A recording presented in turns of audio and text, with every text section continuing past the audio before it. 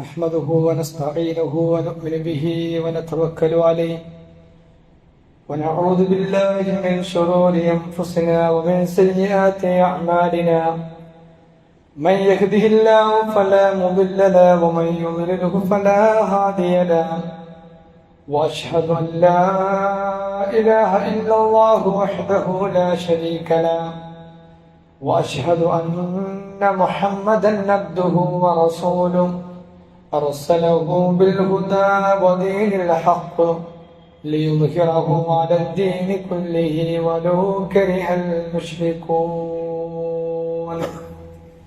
اللهم صل على محمد وعلى آل محمد كما صليت على إبراهيم وعلى آل إبراهيم إنك حميد مجيد اللهم بارك على محمد وعلى آل محمد كما باركت على إبراهيم وعلى آل إبراهيم إنك حميد مجيد أما بعد فإن خير الحديث كتاب الله وخير الهدي هدي محمد صلى الله عليه وسلم وشر الأمور محدثاتها وكل محدثة بدعة وكل بدعة ضلالة وكل ضلالة في النار أعوذ بالله من الشيطان الرجيم بسم الله الرحمن الرحيم يا أيها الذين آمنوا اتقوا الله حق تقاته ولا تموتن إلا وأنتم مسلمون فأما الإنسان إذا ما ابتلاه ربه فأكرمه ونعمه فيقول ربي أكرمن وأما إذا ما ابتلاه فقدر عليه رزقه فيقول ربي أهانن. ബഹുമാന്യരായ സത്യവിശ്വാസികളെ, വിശ്വാസിനികളെ, സർവ്വലോകരക്ഷിതാവായ പരമദയാലുവായ പടച്ചതമ്പുരാന്റെ നിയമനിർദ്ദേശങ്ങൾ ജീവിതത്തിന്റെ എല്ലാ രംഗങ്ങളിലും പാലിച്ച് സൂക്ഷിച്ച് ജീവിക്കണമേ എന്ന് എന്നോടെന്ന പോലെ നിങ്ങളെ ഓരോരുത്തരെയും ഉണർത്തുകയാണ്, അഥവാ വസിയത്ത് ചെയ്യുകയാണ്. അള്ളാഹു അവൻ ഇഷ്ടപ്പെട്ട ഏറ്റവും നല്ല അടിമയുടെ കൂട്ടത്തിൽ നമ്മെ എല്ലാം അള്ളാഹു ഉൾപ്പെടുത്തി അനുഗ്രഹിക്കുമാറാവട്ടെ.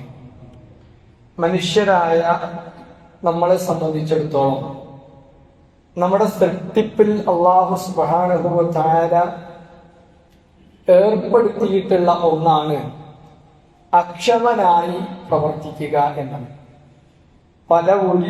പല തവണ ഞാൻ തന്നെ നിങ്ങളോട് ഈ വിഷയം പറഞ്ഞതാണ്. ഇന്നൽ ഇൻസാന ഖുലിക ഹലുഅൻ വഇദാ മസ്സഹു ശർറു ജസുഅൻ. വിശുദ്ധ ഖുർആൻ മനുഷ്യന്റെ സൃഷ്ടിപ്പുമായി ബന്ധപ്പെട്ട് പറയാണ്, ഇന്നൽ ഇൻസാന ഖുലിക ഹലുഅൻ. തീർച്ചയായും മനുഷ്യനെ സൃഷ്ടിക്കപ്പെട്ടത് അങ്ങേയറ്റം അക്ഷമനായിട്ടാണ്. ക്ഷമിക്കാനുള്ള ഒരു കഴിവ് പൊതുവെ മനുഷ്യന് കുറവായിരിക്കും എന്നർത്ഥം. എന്നാൽ ഇദാ മസ്സഹു ശർറു, ഇനി അതിലേക്ക് ഒരു ശർറ് ബാധിച്ചു കഴിഞ്ഞാലോ ജസൂഅ, അവൻ അങ്ങേയറ്റത്തെ പൊറുതികേട് കാണിക്കും. മനുഷ്യന്റെ ഒരു പ്രകൃതം അള്ളാഹു പറഞ്ഞതാണ്. യഥാർത്ഥത്തിൽ ഈ ദുനിയാവിൽ ഹൈറും ഷർറും ഉണ്ടാവും. നബിതലിഹി, നാം അവനെ പരീക്ഷിക്കും ബിശ്ശർരി വൽ ഹൈർ. ഷർറ് കൊണ്ടും ഹൈർ കൊണ്ടും അള്ളാഹു പരീക്ഷിക്കുമെന്ന് പറഞ്ഞത് ദുനിയാവിൽ. അതുകൊണ്ട് തന്നെ ആ ദുനിയാവിൽ അവര് ആ പരീക്ഷണങ്ങൾക്ക് വിധേയനാകുന്ന തരത്തിൽ ക്ഷമയോടുകൂടി അവർ ജീവിക്കാൻ കഴിയണം. പക്ഷെ പൊതുവെ മനുഷ്യന് കഴിയുന്ന അങ്ങനെ ഒരു അവസ്ഥ അല്ല. മനുഷ്യനെ സംബന്ധിച്ചിടത്തോളം ദുനിയാവിൽ അവന്റെ ജീവിതത്തെ പറ്റി പറഞ്ഞെന്താ, ലഖദ് ഖലഖനൽ ഇൻസാന ഫീ കബദ്. മനുഷ്യനെ തീർച്ചയായും മനുഷ്യനെ നാം സൃഷ്ടിച്ചിട്ടുള്ളത് ക്ലേശം സഹിക്കേണ്ട നിലയിലാണ്. അതായത് ഈ പരീക്ഷണങ്ങൾക്ക് വിധേയനാകുന്ന നിലയിലാണ് അല്ലാഹു സുബ്ഹാനഹു വ തആല മനുഷ്യനെ സൃഷ്ടിച്ചിരിക്കുന്നത്. എന്നാ നോക്കൂ, അള്ളാഹു മനുഷ്യനെ സൃഷ്ടിച്ച ഈ മനുഷ്യന്റെ ഈ ഒരു പൊറുതികേടിന്റെ ഒരു സംസാരം പടച്ചതപ്പോരാൻ സൂചിപ്പിക്കുന്നു. നോക്കും,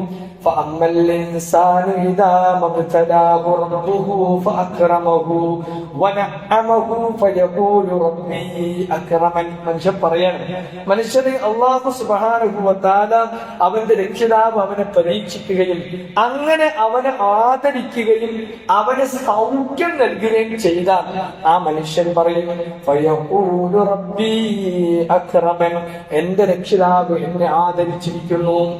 എന്നാൽ അമ്മാ ഇദാ മബ്തലാഹു ഫഖദറ അലൈഹി റിസ്ഖഹു ഫയഖൂലു റബ്ബി അഹാനൻ, എന്നാൽ ആ മനുഷ്യനെ അവനൊന്ന് പരീക്ഷിക്കുകയും എന്നിട്ട് അവന്റെ ഉപജീവനം ഒന്ന് എടുക്കുകയും ചെയ്താൽ അവൻ പറയും, ഫയഖൂലു റബ്ബി അഹാനൻ, എന്റെ റബ്ബനെ അപമാനിച്ചിരിക്കുന്നു.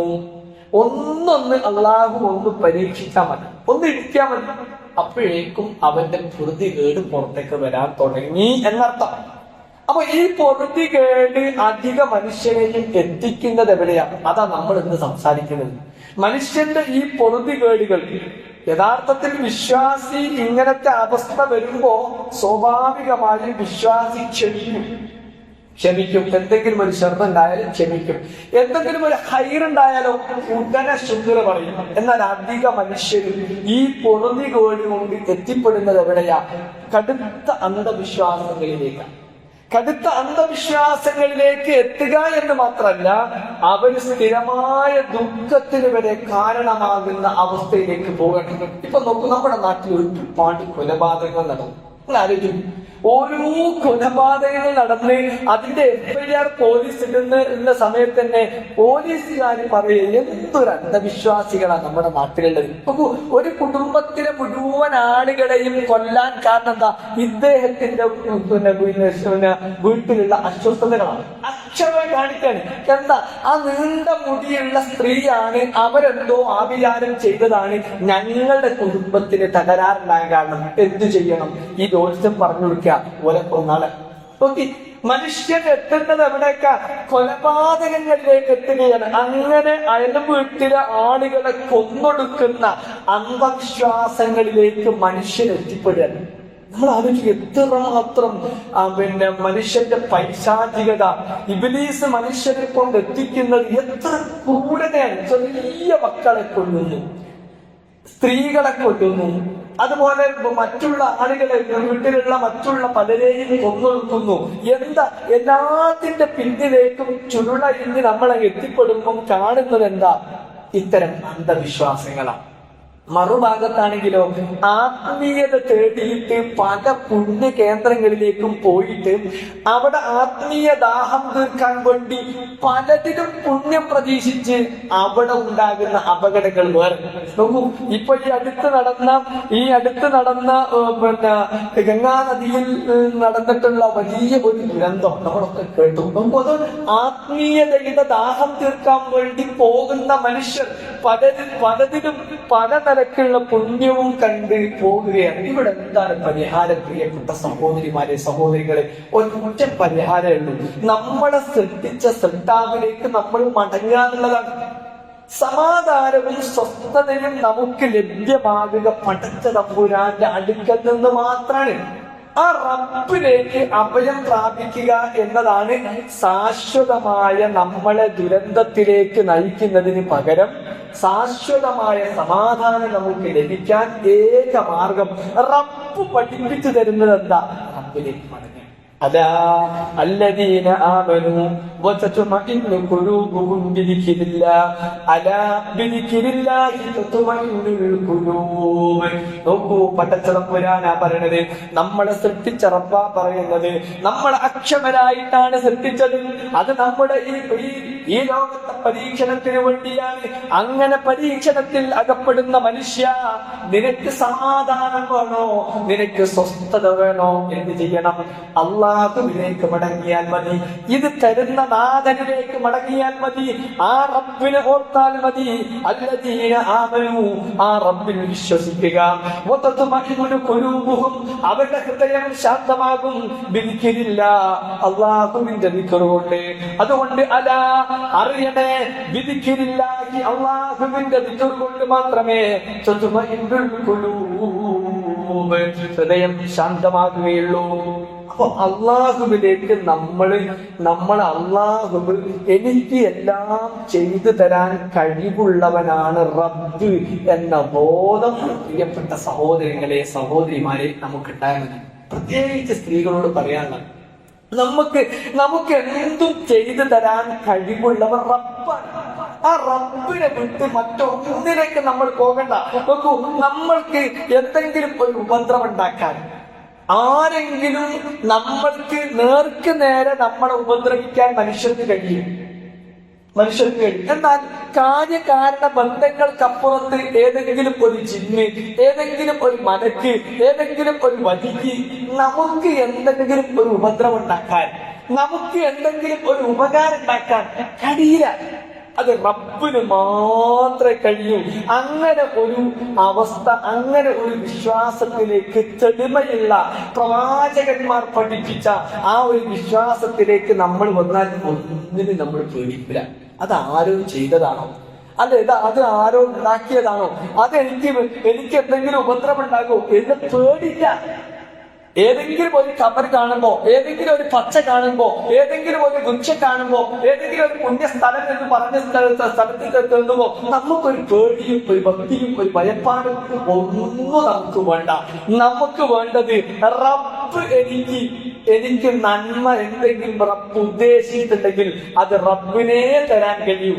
എന്തെങ്കിലും ഒരു പരീക്ഷണം എനിക്ക് റബ്ബ് നൽകിയിട്ടുണ്ടെങ്കിൽ അത് റബ്ബിന് മാത്രമേ തടുക്കാൻ കഴിയൂ എന്ന ബോധ്യത്തിലേക്ക് നമ്മൾ എത്തിയാൽ മതി. അതിന് മറഞ്ഞ കാര്യങ്ങൾ, അതായത് കാര്യകാരണ ബന്ധങ്ങൾക്കപ്പുറത്തുള്ള എന്തും ഗുണമാകട്ടെ ദോഷമാകട്ടെ അത് റബ്ബിനെ അറിയൂ എന്ന ബോധം പ്രിയപ്പെട്ട സഹോദരിമാരെ, സഹോദരികളെ, നമ്മൾ അടിസ്ഥാനപരമായി നമ്മുടെ മനസ്സിൽ കോരി നോക്കി.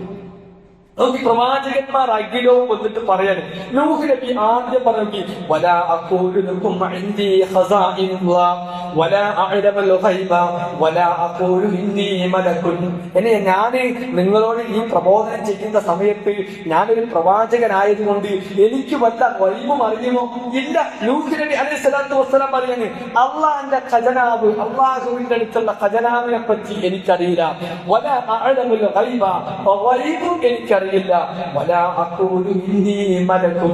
ഇനി എന്നെ എന്തെങ്കിലും പറഞ്ഞ് നിങ്ങൾ ബഹുമാനിക്കുകയും ആദരിക്കുകയും ചെയ്തുകൊണ്ട് എന്നോട് പുണ്യം പ്രതീക്ഷിച്ച് പ്രാർത്ഥിക്കുകയോ സഹായം തരുകയോ വേണ്ട. ഞാൻ മലക്കുമല്ല. വലാ അഖൂലു ഇന്നീ മലകുൻ. ഞാനൊരു മലക്കാണെന്ന് ഞാൻ നിങ്ങളോട് പറയുന്നില്ല. ഞാനൊരു പ്രവാചകന്മാർ. ഒന്നാമത്തെ നബിയായി വന്ന നൂഹ് നബി അലൈഹി സ്വലാത്തു വസ്സലാം പറയാൻ നോക്കൂ. അവസാനം വന്ന മുഹമ്മദ് മുസ്തഫ സല്ലല്ലാഹു അലൈഹി വസല്ലമ പഠിപ്പിക്കുന്നു, ഖുൽ ലാ അഖൂലു ലക്കും ഇൻദീ ഖസാഇനുല്ലാഹ് വലാ അഅലമുൽ ഗൈബ വലാ അഖൂലു ലക്കും ഇന്നീ മലകുൻ ഇൻ അത്തബിഉ ഇല്ലാ മാ യൂഹാ ഇലയ്യ. എനിക്ക് എന്താണോ അല്ലാഹു വഹ്യായി നൽകുന്നത് അത് മാത്രമാണ് ഞാൻ നിങ്ങളോട് പറയുന്നത്. ഞാനൊരു മലക്കല്ല, എനിക്ക് വൈപറിയില്ല. അല്ലാഹുവിന്റെ അടുത്തുള്ള ഖസാഇനുകൾ, അല്ലാഹുവിന്റെ അടുത്തുള്ള ഖജനാവുകൾ എത്രയാ ഉള്ളതെന്ന് പോലും എനിക്കറിയില്ല. ഞാൻ നിങ്ങളെപ്പോലെയുള്ള ഒരു മനുഷ്യൻ മാത്രമാ. എനിക്ക് വഹ്യ് നൽകുന്നു, ആ വഹ്യ് അനുസരിച്ച് ഞാൻ നിങ്ങളോട് പറയുന്നു എന്ന് പ്രവാചകൻ സല്ലല്ലാഹു അലൈഹി വസല്ലമ. എന്തിനത് പറഞ്ഞു? ഇനി എന്തെങ്കിലും ഞാനിത് പറഞ്ഞു തരുന്നതിന്റെ പേരിൽ ഞാനൊരു പുണ്യം നൽകുന്ന, എന്നോട് എന്തെങ്കിലും പറഞ്ഞാൽ സാധിക്കുമെന്ന് വിശ്വസിച്ചുകൊണ്ട് അന്ധവിശ്വാസികളായി നിങ്ങൾ മാറരുത് എന്നതിനു വേണ്ടിയാ അള്ളാന്റെ റസൂൽ ആ സമൂഹത്തോട് അങ്ങനെ പറഞ്ഞത്. അതുകൊണ്ടാ പ്രവാചകൻ സല്ലല്ലാഹു അലൈഹി വസല്ലമ അങ്ങനത്തെ ചെറിയ എന്തെങ്കിലും ഉണ്ടാകുമ്പോൾ തന്നെ പ്രവാചകൻ വല്ലാതെ ക്ഷുഭിതനായി അല്ലെങ്കിൽ വലിയ ശബ്ദത്തിൽ ആ കാര്യങ്ങൾ പലപ്പോഴും പറയാറുണ്ട്. നോക്കൂ, പ്രവാചകനോട് അവിടെയുള്ള അഅറാബികളായ ആളുകൾ പറയാണ്. അഅറാബികളായ ആളുകൾ അവിടെയുള്ള ജാഹിലിയ കാലഘട്ടത്തിലെ ഇമാം ഖുർത്തുബിയാണ് പറയുന്നത്, അഅറാബികളായ ആളുകളുടെ ഒരു സമ്പ്രദായം എന്താ?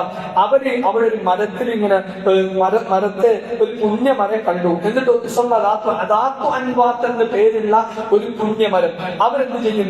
അവരുടെ വാളുകൾ അതിൽ തൂക്കിയിടും. എന്നിട്ട് അതിൽ നിന്ന് എടുത്തു കഴിഞ്ഞാൽ ആ വാളിന് എന്തെങ്കിലും ഒരു പുണ്യം കിട്ടും എന്ന് വിചാരിച്ചിരുന്ന ആളുകൾ ഉണ്ടായിരുന്നു. പ്രവാചകന്റെ കൂടെയുള്ള ആറാബികൾ പറയാണ്, യാ റസൂലല്ലാഹ് ഇജ്അൽ ലനാ ദാതു അൻവാത്ത് കമാ ലഹും ദാതു അൻവാത്ത്.